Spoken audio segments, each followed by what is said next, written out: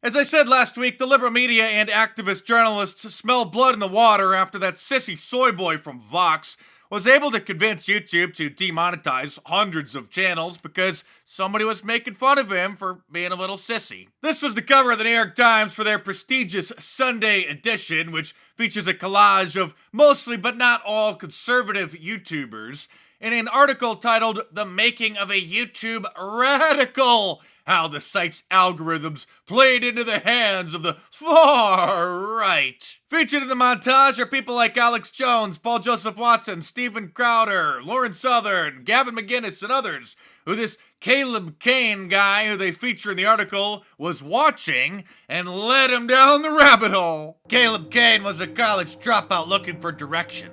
He turned to YouTube.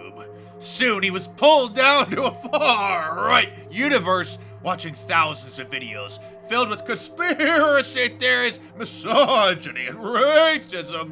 I was brainwashed, he says. This is the guy, by the way, who I'm pretty sure has a lower IQ than a ham sandwich. While I was becoming nervous of these ideas,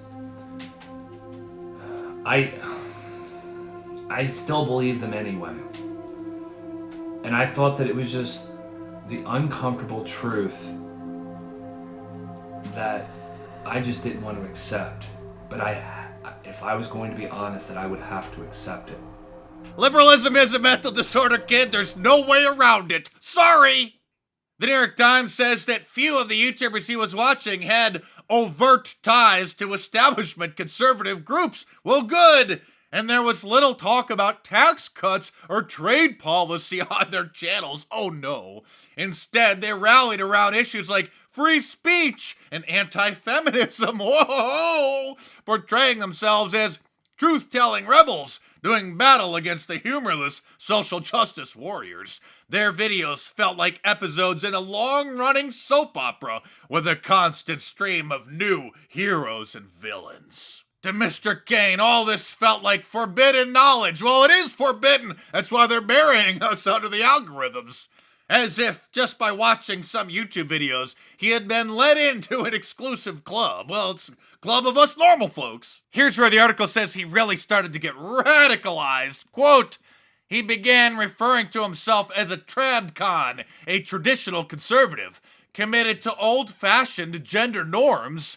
He dated an evangelical Christian woman, and he fought with his liberal friends. How dare he date a Christian woman and start telling his friends that the nonsense that they're seeing on CNN or Stephen Colbert is just utter garbage. It was kind of sad, said a friend of Mr. Kane's from high school. I was just like, wow, what happened to you? How did you get this way? The next thing you know, this guy's gonna start watching the Scotty Kilmer channel and learn how to change his own oil and fix his own car. This article is pure garbage, but I wouldn't be surprised if in just a few days it causes everybody pictured in the montage, except for one person, to get completely demonetized as well. They made a big mistake though, because they included a picture of Philip DeFranco, the milquetoast fence-sitting sissy who so far has been afraid to speak out against the censorship of conservatives on social media, because he wants to keep sucking off the YouTube teat as long as possible. He angrily tweeted, "Hey, New York Times, what the bleep is this?" The journalist who wrote this hit piece chimed in, responding to him, saying, "Hey, the writer here,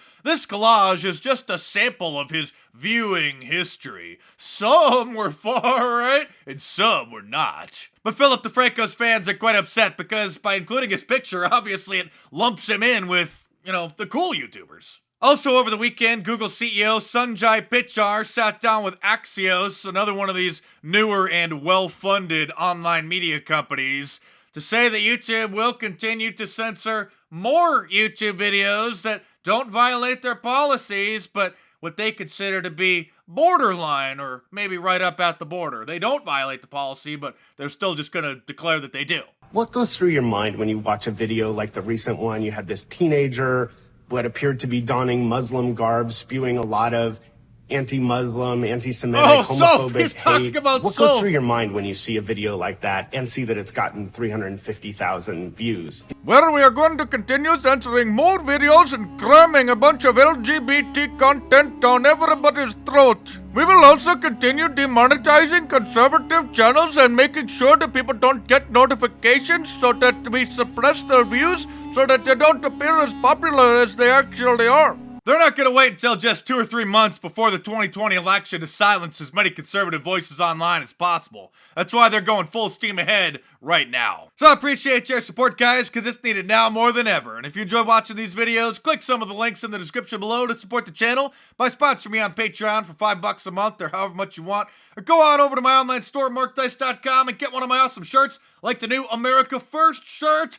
I like all of the designs. It is available in a t-shirt, long sleeve, and a hoodie. And of course, a whole bunch of different colors as well. And there's a link in the description below to the online store. So head on over and check it out.